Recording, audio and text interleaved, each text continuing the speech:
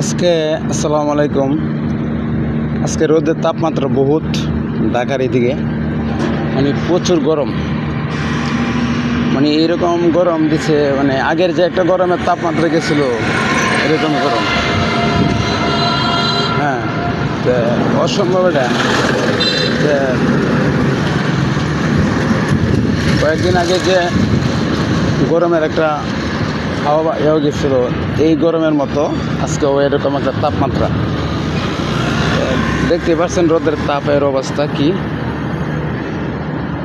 দেখুন মানে প্রচুর রোদ, কি বলবো, বলার ভাষা নাই।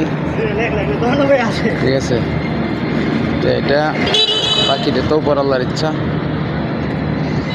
চাচা, আজকে গরমের তাপমাত্রা কেমন? শেষ না?